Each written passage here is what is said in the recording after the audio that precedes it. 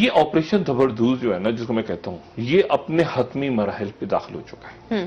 اچھا، یہ بات جو میں کہتا ہوں نا، یہ حتمی مراحل میں ہے، اور اس کا حتمی مرحلہ جو ہے وہ ذرا طویل بھی ہو سکتا ہے، لیکن اب بالکل آپ سمجھیں کہ آپ کے سر پہ کھڑا ہو گیا آ کے. اور اس میں کبھی جو لوگ 2-3 سال سے یہ پروگرام دیکھ رہے ہیں، جب سے میں نے یہ بات شروع کی ہے، میں نے کبھی اس پروگرام میں انتخابی اصلاحات کی بات کی ہے؟ میں نے کبھی اس پروگرام میں کہا ہے کہ 2018 میں کون سی پارٹی جیتے گی؟ نہیں. میں نے کبھی اس میں کہا ہے کہ جو ہے وہ سندھ میں کوئی اتحاد بننے جا رہا ہے پیپلز پارٹی کا؟ کبھی میں نے بات کی؟ میں نے تو بات ہی نہیں کہہ رہا.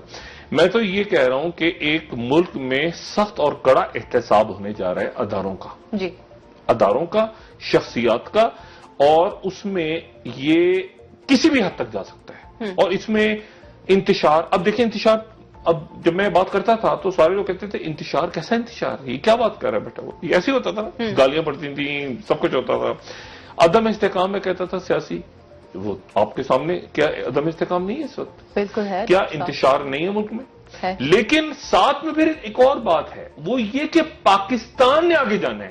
پاکستان نے بہت آگے جانا ہے، اور پاکستان کی ایک منزل متعین ہے. ٹھیک ہے، اور وہ ہے بہت اہم اس کا کردار اس خطے میں، اور بہت اہم اس کی پوزیشن.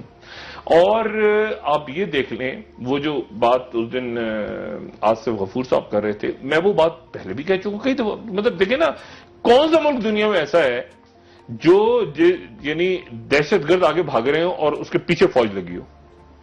باقی جگہوں پہ تو فوجیں آگے بھاگ رہی ہیں بڑی بڑی سپر پاورز کی. بڑے بڑے 30 مار خان، ڈرون، فلانا، یہ وہ 16 سال سے بیٹھ کے وہ ایک سوئی بھوسے سے نکال سکتے ہیں، اور ان سے آدھا افغانستان، یہ پتہ نہیں 1/100 حصے کر لیں افغانستان کے، تو وہ بھی ان کے قابو میں نہیں ہے. ٹھیک ہے، وہ جب پہنچتے ہیں وہاں پہ ایئرپورٹ پہ توپوں کی سلامی مل جاتی ہے. بدقسمتی ہے یہ ان کی بدقسمتی ہے. لیکن اس میں جو پاکستان نے کام کیا وہ یہ کیا کہ پاکستان نے نقصان اٹھایا بہت، یہاں پہ سب کچھ ہوا، لیکن اندر بھی لوگ بیٹھے ہوئے تھے اور ابھی بھی بیٹھے ہوئے ہیں. لیکن بات یہ کہ ہم نے اللہ کا شکر ہے اپنے ملک کو محفوظ رکھا.